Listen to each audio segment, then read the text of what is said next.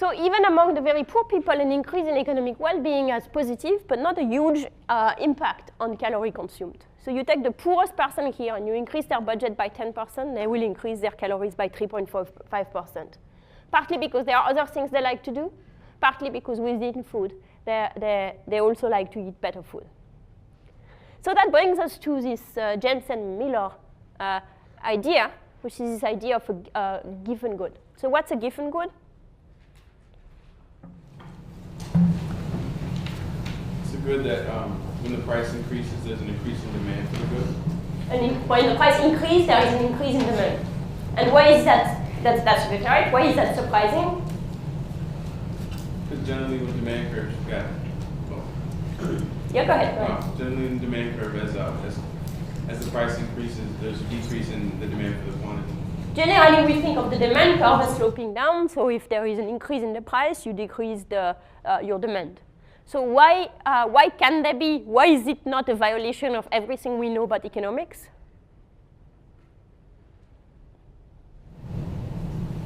Because if the price of some good increases, and you wouldn't be able to like substitute out to another pretty easily. So the example of rice and meat, right? If the price of rice increases, then in order to get the calories you need, you might have to buy more rice and just stop buying meat. Right. So the story that Mr. Giffen was so Mr. Giffen is referred to by who for the first time? As someone, are there some writing by Mr. Giffen? So Indiana Jones, but before that, so Mr. Giffen, we have no writing from him directly, but he was referred to by Adam Smith. And Adam Smith gives the example of potatoes in Ireland. The price of potatoes goes up, but potatoes is such an important part of the budget that when the price of potatoes goes up, it has an income effect, so that is always true. When the price of a good goes up, it has an income effect, and it has a substitution effect. What do we know about the substitution effect? Yeah? Well, generally it appears the price of one good goes up if you buy less than a substitute for another. Right. So when the price of a good goes up, you substitute toward other goods, so the substitution effect is always negative. But the income effect can be either positive or negative. So the income effect can be, in what case is it positive?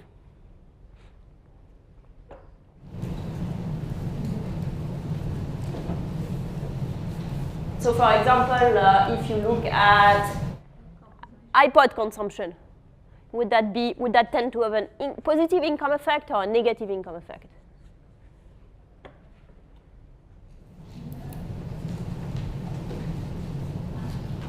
So the goods that are more like luxury goods, that are a bit expensive, will have positive income effects, meaning as you become richer, you will consume more of them. The goods that are cheaper and that are not particularly desirable will have negative income effect. For example, think about your own budget. As you become richer, maybe you're going to buy more orange juice. That has a positive income effect. Maybe you're going to get fewer macaroni and cheese pre-packed. That has a negative income effect. So the income effect could be positive or could be negative. It's positive if it's a normal good. It's negative if it's an inferior good. So now something like potato is presumably an inferior good. That's not something people love. It's something that as they become richer, they will try and substitute to nicer things.